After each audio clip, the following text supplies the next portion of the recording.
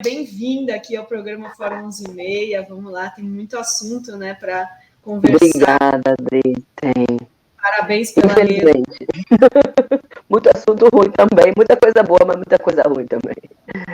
Ô, Sam, eu queria começar direto pela essa história das meninas venezuelanas de 14, 15 anos, que pintou um clima para o Bolsonaro, e aí ele diz que ele usa muito a palavra pintou o clima, né? Queria saber se você está acompanhando o caso. Ontem teve um suposto encontro, parece que existiu mesmo um encontro. Eu até vou trazer o deputado Félix, que é do PSOL distrital lá, o mais votado, aliás, de Brasília, fui olhar, mais de 50 mil votos só na capital para deputado distrital. Muito bem. E queria te ouvir, Sâmia, assim, se você está acompanhando a história, o que você tem a nos contar a respeito dela? Tô sim, você sabe que a Michelle Bolsonaro diz que é uma expressão usual, comum do Bolsonaro, e um pesquisador aqui de São Paulo, Gabriel Zanlorenzi, fez uma busca, enfim, nas notas taquigráficas da Câmara ao longo dos anos em que Bolsonaro foi deputado, e nenhuma das vezes em que ele utilizou a palavra clima, ou mesmo pintou um clima, que foram cerca de 20 vezes, tinha uma conotação diferente do que aquela que todo mundo que fala a língua portuguesa sabe, que pintou o clima, que é uma conotação amorosa, sexual, enfim, nojento. Mas é natural também que eles busquem agora tentar criar outras versões sobre o fato, porque acho que desde o início das eleições, em especial no segundo turno, foi o tema com maior repercussão, o tema mais grave, que revela o que está por trás desse falso discurso de moralidade, falso discurso de defesa da família e de querer colocar na campanha do Lula qualquer imoralidade possível, né, para disputar esse sentimento mais conservador na sociedade brasileira. Nós, do PSOL, através da nossa liderança, a gente entrou com uma notícia crime no Supremo Tribunal Federal. Primeiro por prevaricação, porque se o Bolsonaro, que é o presidente da República, identificou que ali havia um ponto de exploração sexual infantil, ele deveria ter sido o primeiro, porque é o homem mais poderoso do Brasil a tomar qualquer tipo de iniciativa. Mas também porque ele deu um relato de que ele, enfim, se sentiu supostamente atraído sexualmente por aquela situação que na verdade é de exploração sexual, e que depois adentrou a casa das meninas. Então ele tem que explicar o que isso significa, o que ele fez ali dentro, porque ele é a principal autoridade política do Brasil. Mas isso é acompanhado, do pior orçamento da história, no que diz respeito ao enfrentamento à violência contra as mulheres. No momento em que o feminicídio cresce muito, nos primeiros 3 meses desse ano, eu tenho esse dado mais atualizado, assim, cresceu em 10%. E tem uma estatística, né, de que a cada cerca de 6 horas e meia uma mulher é assassinada no Brasil pelo fato de ser mulher. Então, esses elementos todos se combinam por um governo extremamente machista e que só fala da mulher agora, no segundo turno, quando é para tentar ganhar voto, e é sempre pelo aspecto moralista, tentando imprimir a política do medo. Mas, bom, o que aconteceu ali com as venezuelanas refugiadas, e o que acontece todos os dias com as meninas e mulheres brasileiras é uma realidade de exploração, de violência e de silenciamento e conivência e estímulo por parte do governo Bolsonaro. E tem o vídeo, né, ele falando lá, claro que depois foi derrubado por conta de outra informação falsa que tinha nessa mesma live, que era sobre nenhuma criança tinha morrido de Covid, mas a campanha do Lula levou para o programa eleitoral e uma decisão do Alexandre de Moraes acatou essa decisão para retirar. O que você achou disso agora, mesmo com essa retirada? Não confunde a população? O que vai acontecer depois disso? Qual que é a sua expectativa? Porque fica mais um caso e agora ele fala, não, foi uma fake news. Como que você viu essa decisão? Eu acho que essa decisão do Alexandre de Moraes vai ser e já está sendo instrumentalizada política eleitoralmente pelo Bolsonaro para tentar dizer que tudo não passou de uma grande invenção, mas foi ele que disse, então, enfim, ele é que precisa esclarecer. Mas o fato de que a Michelle e a Damares foram conversar com essas meninas, com a sua mãe, com seus familiares, mostra que o flanco ainda está aberto e que não é tão simples para ele também colocar uma pá de cal diante da decisão do Alexandre de Moraes. O fato segue repercutindo e, pelo menos hoje de manhã eu estava lendo algumas notícias indicando que a mãe das meninas busca algum tipo de retratação do Bolsonaro, porque a fake news, na verdade, é dele, segundo, né, o que a reportagem da Folha de São Paulo apresentou hoje cedo. Ele que inventou que ali havia crianças em situação de exploração sexual, e elas se sentiram evidentemente ofendidas e instrumentalizadas política, eleitoralmente, que foi o que ele fez, né, nessa declaração, nesse podcast. Então, ele ainda deve explicações, e por mais que tente imputar a campanha do PT a gente, né, a uma suposta invenção, ele ainda precisa prestar esclarecimentos, inclusive para a família das meninas, que se sentiram muito ofendidas e violadas com isso.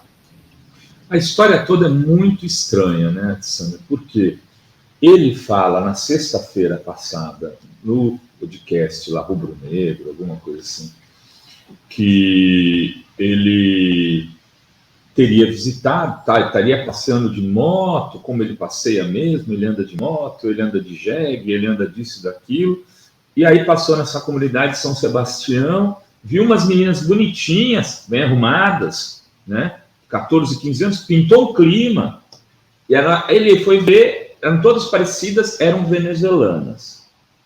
Ele entra na casa, tinha 14, 15 meninas.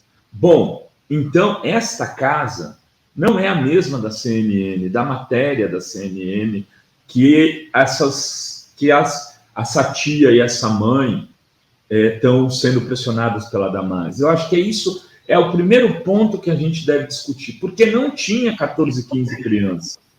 E elas não estavam todas tão arrumadinhas, estavam arrumadinhas, mas assim, o que ele quis dizer de arrumadinha é que elas estavam prontas para se prostituir.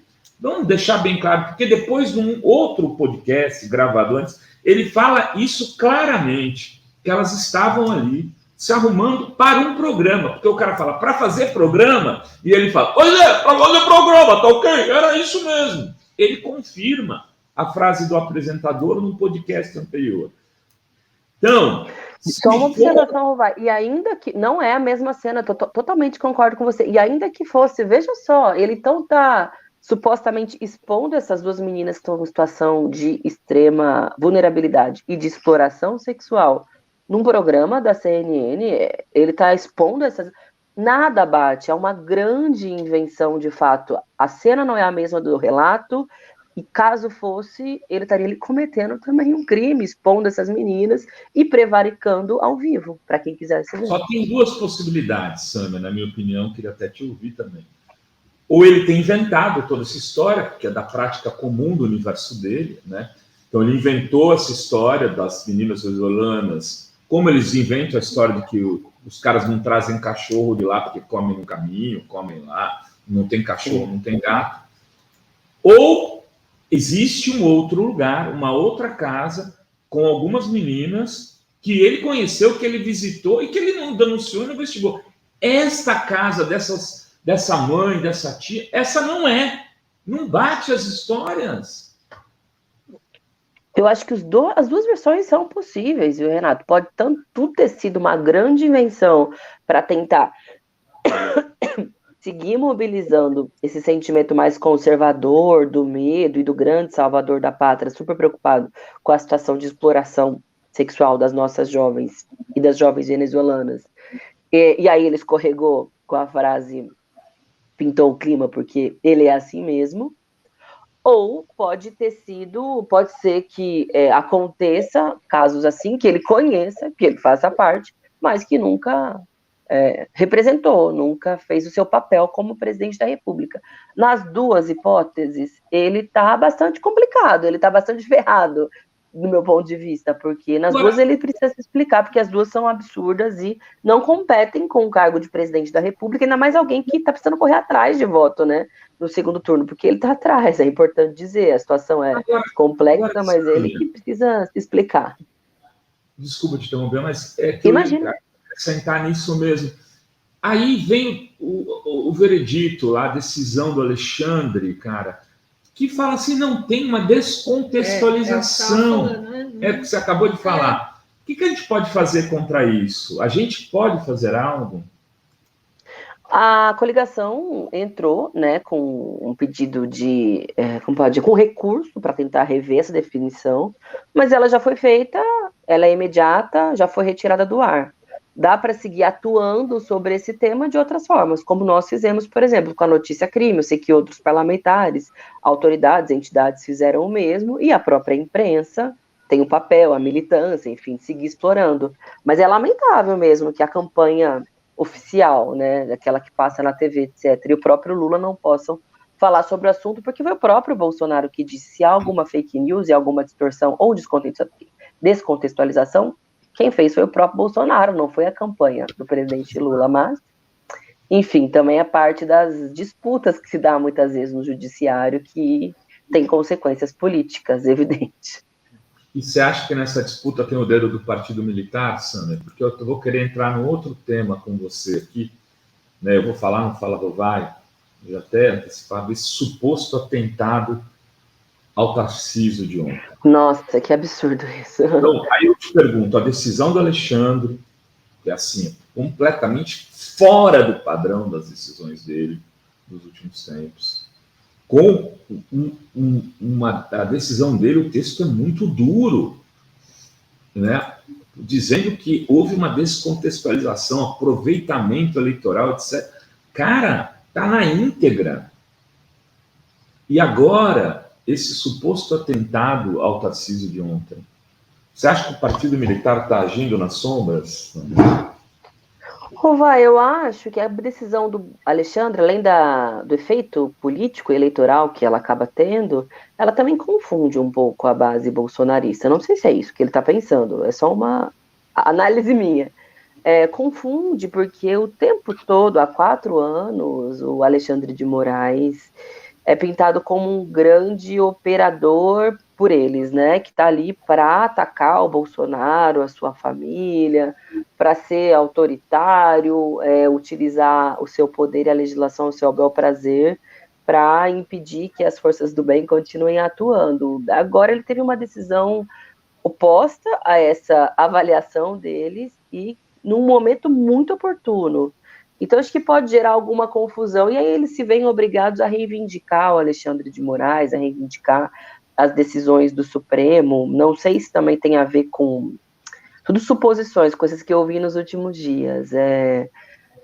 Uma forma também de estender, de repactuar de alguma forma com esse setor na sociedade que ou vai estar na oposição, ou se tudo der errado, se reelege, segue no poder, e aí a vida continua também, e os próprios integrantes do Supremo e do judiciário político no Brasil precisam também se repactuar, se recolocar. Mas esse efeito de confusão e de estender o braço, de alguma forma, com o bolsonarismo tem. Agora, o fato que aconteceu aqui em São Paulo é também muito semelhante àquele, eu não me lembro onde ela estava, mas quando Michele e Damares também, a igreja onde elas tinham visitado, Fortaleza. Também tinha sido baleada, Fortaleza, exatamente. Fortaleza. Que não tinha nenhuma relação com o fato delas estarem ali, foi algo que aconteceu, que acontece na sociedade brasileira, violência urbana, etc.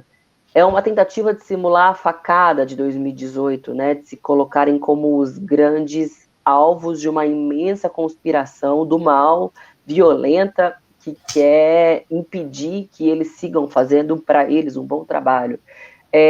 Pode ter a ver, sim, com que se chama, né, de partido militar, mas tem a ver em especial com o poder de manipulação de informações, de influência que eles ainda têm.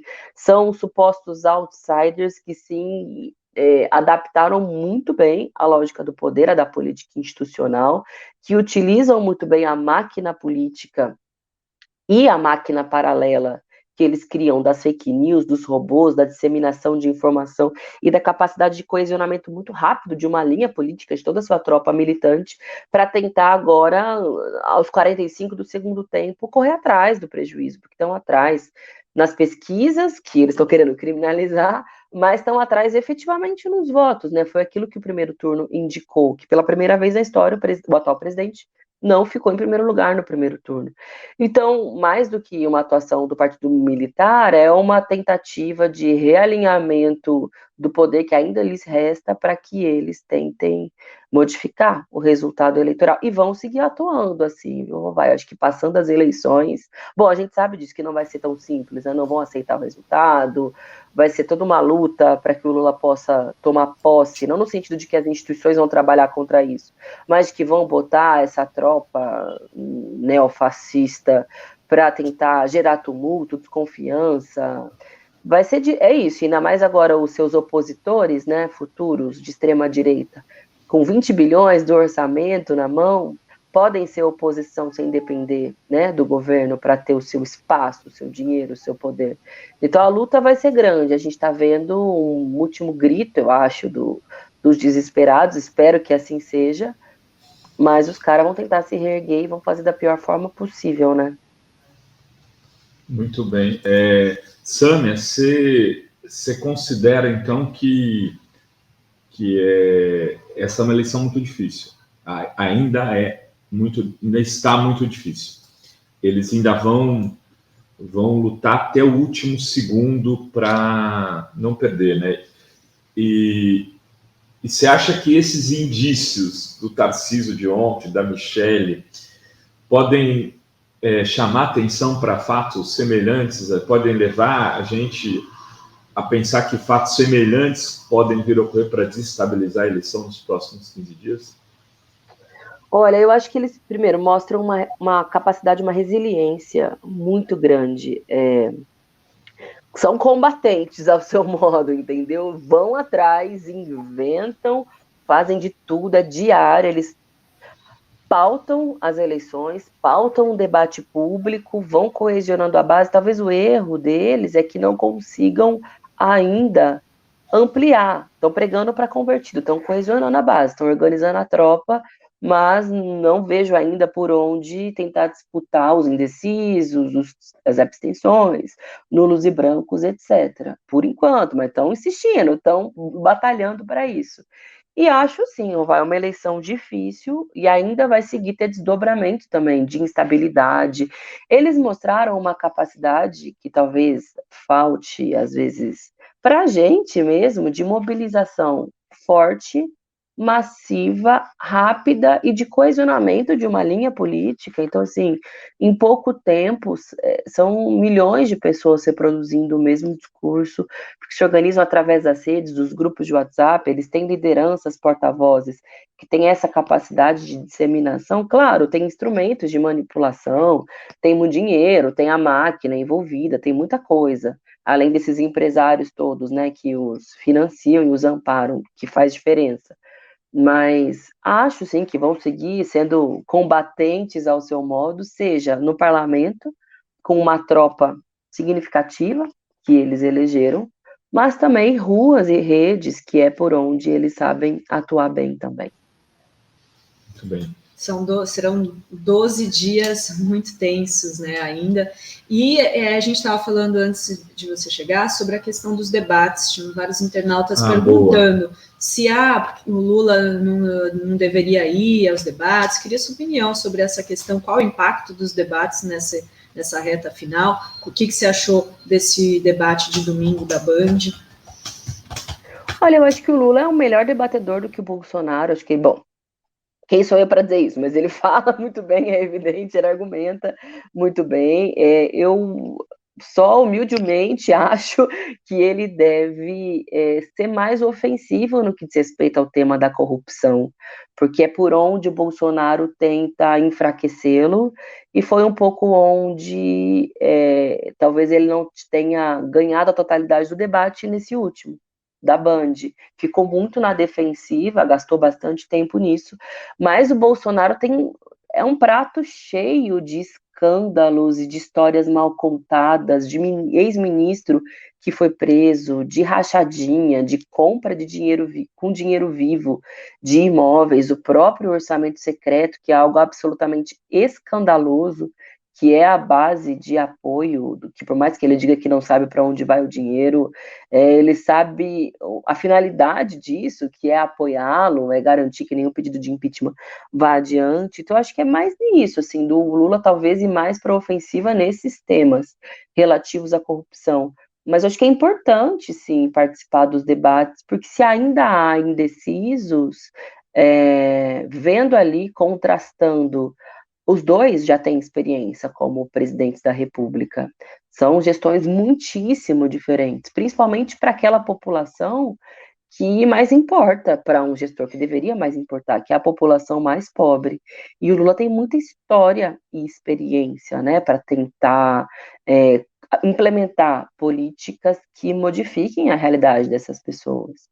Então, acho que deve ir mais no ponto de corrupção e mais para a ofensiva, mas acho que no tema da pandemia foi muito bem, até porque é muito difícil o Bolsonaro responder. Ele pode desmentir tudo o que ele fez, mas tem fartos registros, e isso também é uma contradição para a própria base dele, que se orgulha do negacionismo, na verdade. O tema da vacina, de não usar máscara, o próprio fique em casa, né, que eles gostam de dizer, todo o negacionismo está no DNA bolsonarista. Então, se ele desmentir tudo isso, que não cola muito bem. Eu acho que é por aí, mas tem que ir, tem que seguir fazendo essas grandes comícios e carreatas tão muito bons, principalmente nos lugares em que o Bolsonaro também faz, o contraste é gigantesco, em especial em cidades do Nordeste, e correr atrás, porque agora há pouquíssimos dias, né, gente, a ansiedade vai aumentando. Mas eu sou sempre a favor de que se participe de debates, principalmente quando a gente tem um bom debatedor, o melhor jogador em campo, né? Ô Sam, em São Paulo, hein? Você que, né, é paulista, como é que estão as coisas? Tanto do ponto de vista estadual, da eleição estadual, né? Quais são as chances do Haddad, na tua opinião? Nós temos muita dificuldade de dialogar com o interior. Ele teria que, me parece, que ter uma grande vitória em São Paulo e Grande São Paulo. O que você está achando dos movimentos nesse sentido? E se você acha que essa diferença do Lula pode vir que o Bolsonaro já teve de frente para o Lula, se não me engano, 2 milhões de votos, algo nesse nível, se ele pode aumentar, porque é com isso que eles contam né, eles contam com uma vitória de 4 milhões de votos aqui para poder ganhar a eleição nacional. Pois é, eu acho que é uma eleição, quanto mais casada, melhor, né? O Haddad com o Lula como fruto da mesma política para o país, e o Tarcísio ao contrário, ele tenta buscar um perfil mais independente, né? Gestor, ele não se confunde muito. Claro, aparece o Bolsonaro na TV, mas é muito secundário. Ele se apresenta como um grande gestor, o que tem potencial e capacidade de alavancar essa locomotiva que é o estado de São Paulo. Ele é uma espécie de um tucano repaginado, assim, mais atualizado. E eu ando assistindo um pouco a propaganda eleitoral, sempre me organizo para conseguir estar disponível nesse horário, e o Tarcísio, ele dialoga muito com o interior de São Paulo, né, com o agronegócio. Nossa, a propaganda de ontem era feita para isso. Então, o cenário aqui é muito mais difícil para o Haddad, e a campanha tem consciência disso, né? Quando você perde no primeiro turno, é mais difícil correr atrás e recuperar.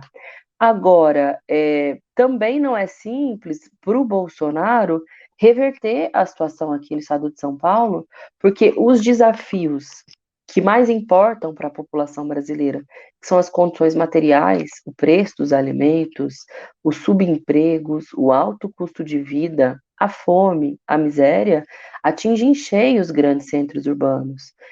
São Paulo e região metropolitana, que é a maior concentração populacional do país. Claro, com a máquina na mão, você sempre tem mais facilidade para tentar, inclusive, reverter eleitoralmente uma situação difícil.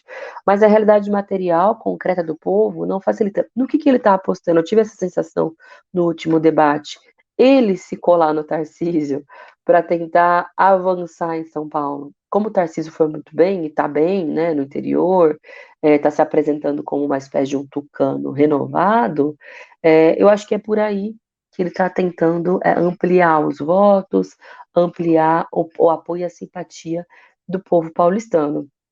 Mas, como eu disse, Acho que se o Lula segue dialogando com a realidade material concreta do povo, misturando um pouco da experiência que ele já tem, o Brasil que já existiu, mas com propostas palpáveis de reajuste do salário mínimo. O Haddad aqui em São Paulo fala do congelamento do valor da cesta básica através da redução de impostos, dentre outras medidas. Eu acho que a gente vai seguir na dianteira e o resultado não se reverte.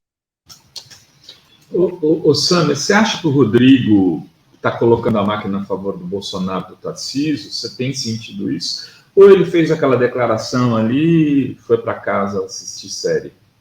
Eu acho que está, assim, em especial com prefeituras do interior, né? O PSDB tem muita relação política estruturada pelo Estado, e isso ajuda numa campanha. Talvez não ele como um grande líder, porque de fato ele não é. Pegou ali o mandato tampão do Dória, que muito queimado. Aliás, esse é um tema, acho que o Dória poderia ser mais associado ao Tarcísio e ao próprio Bolsonaro, porque ele tem um desgaste muito profundo, mesmo entre bolsonaristas, e, bom, o Rodrigo Garcia e Dória estão, junto com o Tarcísio, tentando enganar o povo de São Paulo e entrar pela porta dos fundos. Mas eu acho também, Vai, que tem todo um preparo para a própria eleição municipal de 2024. Ricardo Nunes, Rodrigo Garcia e agora o Tarcísio, tentando criar uma frente de direita poderosa para tentar disputar também a prefeitura em 2024, que se tudo der certo, vai ser com o apoio também do presidente da República, com o Lula e o Boulos como, enfim, um nome que saiu muito fortalecido, inclusive, desse processo eleitoral. Então, esse alinhamento, eu acho que é natural, pensando, inclusive, nas disputas futuras, né, em que estarão, evidentemente, em lados opostos, o Lula, Boulos, de um lado, o Ricardo Nunes, o Rodrigo Garcia, e o Tarcísio do outro, né? Um tentando disputar com a máquina local, o outro com a ajuda federal e, enfim, dessa frente ampla democrática que se estabeleceu. Vai ser um duelo de titãs, então acho que esse movimento já está se conformando agora. Vai, tem superchats. Eu ia aqui, falar isso, deve ter perguntas aqui. Espera só um pouquinho. Luiz Carlos Câmara. Vocês acham que Lula devia enfatizar apoios de críticos anteriormente ferrenhos, como Vila e Reinaldo Azevedo? O que vocês acham? Confesso que o Vila eu mesmo não sabia que estava apoiando o Lula. Que coisa, acho que sim. Segundo turno é a guerra, e a guerra que a gente enfrenta é uma guerra de vida ou morte para as nossas vidas, para a nossa capacidade de poder seguir lutando, de seguir com as nossas liberdades democráticas intactas, para que a gente tenha direito à organização, à manifestação, a tudo isso. Então, sim, explorar, acho que ele está utilizando bem a figura da Simone, que, né, entra numa outra raia, mas esses nomes também improváveis, e todo mundo que desloque algum setor que está indeciso é fundamental para que a gente ganhe essa disputa. Tem também aqui o Salo G. Qual a opinião de vocês? Há um vídeo bombando na rede com crianças falando algumas escatológicas frases do Bozo. Parte da esquerda está criticando o uso de crianças no vídeo, outros dizem que elas também estão morrendo de fome. Eu não vi esse vídeo, não sei se vocês... Eu acho que eu vi, são algumas crianças que estão lendo, falando frases horríveis do Bolsonaro para tentar chocar, né? Ou seja, é o que a futura geração tem como legado, aprende desse líder político. Eu acho que quando é com autorização dos pais, ali são crianças já grandes, minimamente conscientes e com capacidade de dar opiniões, etc. Quando é um caso como esse, sim, quando tem, enfim, aceitação e tranquilidade para as famílias. É claro, cada um tem um jeito de lidar com os seus próprios filhos, mas ele não está incorrendo em nenhum crime, não tem nada demais. Eu acho que as crianças são parte da nossa disputa política. Eu tenho um filho, um bebê ainda, 1 ano e 3 meses, mas ele vai comigo sempre que é possível, quando é adequado, em manifestações, acompanha a nossa atuação política, e eu acho que isso é fundamental para a formação do indivíduo e para a disputa do imaginário, da consciência. Eles botam criancinha com arma na mão, então eles que vejam o resultado disso para as próximas gerações. Acho que é importante. E é impressionante como essa questão da eleição está presente na infância, porque o nosso filho tem 8 anos, e assim, eles chegam perguntando se é Lula ou Bolsonaro, assiste o Lula, assiste o debate, quer assistir o debate. Na escola, né, eles comentam entre si, cada um tem um candidato, às vezes bate boca com professora. Tem muita politização das nossas crianças hoje, né? É o momento mesmo do país, gente. E tem ainda aqui, Caco Bock, ocorrência policial normal frustrou o atentado fake. É isso, tem a Gisele Lagos. O Bolsonaro gravou um vídeo, né? Gisele Lagos, bem-vinda aqui, membra da Fora. Gravou um vídeo? Gravou um vídeo falando das venezuelanas junto com a Michelle e com uma pessoa ligada ao Guaidó. E aí ele dizendo o seguinte, que ele pede desculpa se ele foi meio mal interpretado, mas que aí o pessoal da esquerda está querendo usar isso politicamente, e ele que sempre ajudou o povo da Venezuela, é quem pode salvar as pessoas da fome e da miséria, enfim. Mas ele recua na questão, está no Metrópolis agora, e ele faz essa picaretagem, né? Olha, suspeitas foram levantadas, deixa eu ver a frase dele. Se minhas palavras que por má fé foram tiradas de contexto, foram de alguma forma mal entendidas ou provocaram algum constrangimento a nossos irmãos venezuelanos, peço desculpas, já que meu compromisso sempre foi de melhor acolher e atender a todos que fogem de ditaduras pelo mundo, diz Bolsonaro no vídeo. Enfim, o pedido de desculpas também é uma demonstração de que isso pegou, de que isso corroeu a possibilidade dele reagir no segundo turno. Mas, ao mesmo tempo, quando ele pede desculpas, ele admite que cometeu erro, né, Sâmia? Exatamente, porque ninguém pede desculpa por nada que não tenha feito de errado.